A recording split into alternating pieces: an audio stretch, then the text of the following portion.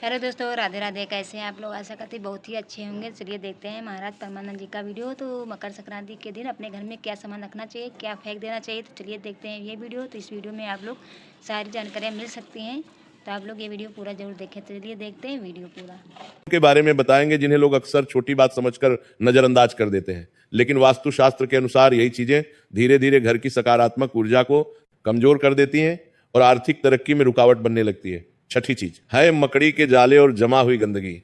कहा जाता है कि जहां मकड़ी के जाले होते हैं वहां सौभाग्य फंस जाता है। जिस घर में लंबे समय तक सफाई नहीं होती वहां लक्ष्मी माता का वास स्थायी नहीं रह पाता।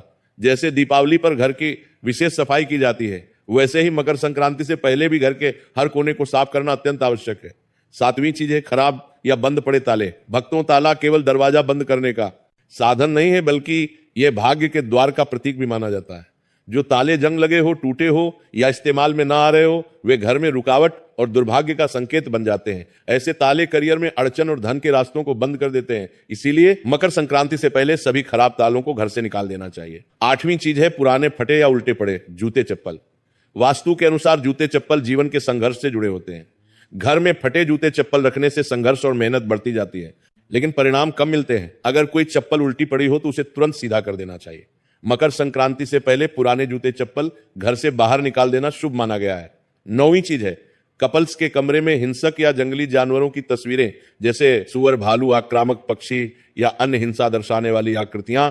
वास्तुशास्त्र के अनुसार ऐसी तस्वीरें रिश्तों में तनाव और घर में अशांति बढ़ाती हैं। इससे आर्थिक स्थिरता भी प्रभावित होती है। इसलिए मकर संक्रांति से पहले इससे पहले यह समझना भी आवश्यक है कि इसे मकर संक्रांति या उत्तरायण क्यों कहा जाता है और इस दिन की विशेष महिमा क्या है। हमारी सनातन परंपरा वेद, पंचांग और ज्योतिष के अनुसार देवताओं के यहाँ समय का क्रम हमसे अलग होता है। वहां 6 महीने रात रहती है और 6 महीने दिन के सम्मान रहते हैं। हमारे एक वर्ष में उनके एक दिन और एक रात पूरी होती है। सूर्यदेव निरंतर गति करते हुए 12 राशियों से होकर गुजरते हैं।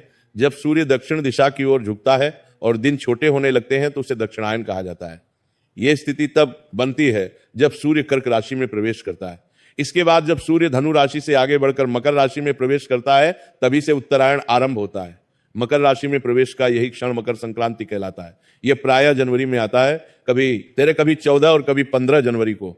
इस दिन से सूर्य उत्तरी दिशा की ओर गति करना शुरू करता है और धीरे धीरे दिन बड़े होते जाते हैं। इसीलिए इसे उत्तरायण कहा जाता है, क्योंकि सूर्य का रथ उत्तर दिशा की ओर मुड़ जाता है। इसी कारण इसे देवताओं की सुबह मानी गई है। जब देवताओं के यहाँ प्रभात का समय होता है और उसी समय मनुष्य जब तप, दान और पूजा करता है तो उसका फल अनेक गुना बढ़ जाता है।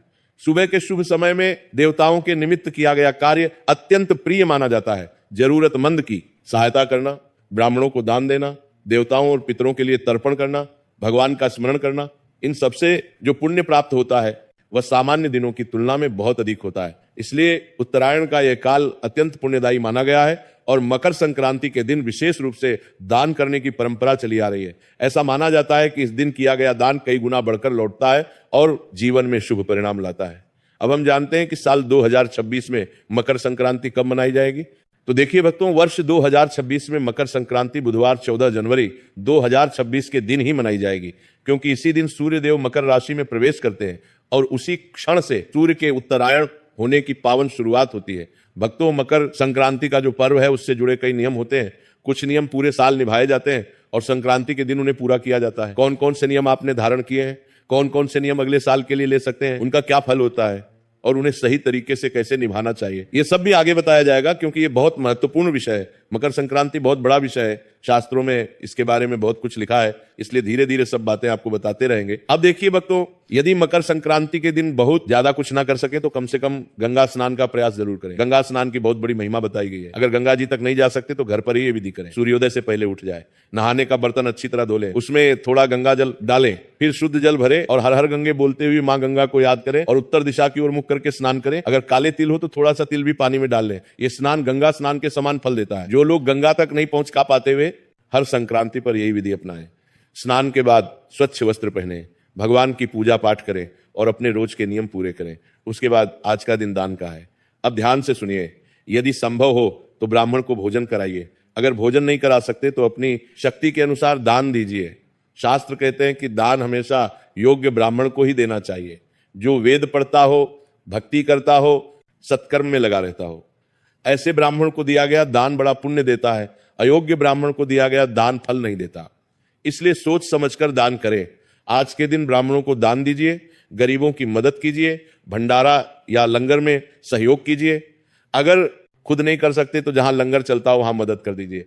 गरीब बच्चों को भोजन दीजिए, बिस्किट दे दीजिए, कपड़े, कंबल, शॉल, स्वेटर जो संभव हो वो दे दीजिए। जितना कर सके उतना अवश्य दान कीजिए, क्योंकि आज किया गया दान कई गुना बढ़कर वापस मिलता है। अब देखिए भक्तों, जब आप दान और सत्कर्म करते हैं तो आपके पाप कम होते हैं और पुण्य बढ़ता है। जब पुण्य का पलड़ा भारी हो जाता है तो जीवन में बदलाव दिखाई देना शुरू हो जाता है, चेहरे पर तेज आता है, मन प्रसन्न रहता है, लोग आपकी ओर खींचे चले आते हैं, कामों में सफलता मिलती है और ईश्वर की कृपा का अनुभव होता है। यह पुण्य सिर्फ इसी जन्म में नहीं, आगे की यात्रा में भी साथ जाता है। जब मनुष्य इस दुनिया को छोड़कर आगे की यात्रा पर जाता है तो उसका मार्ग लंबा होता है। शास्त्र कहते हैं कि यह यात्रा पूरे 1 वर्ष की होती है, इसलिए मासिक श्राद्ध किए जाते हैं।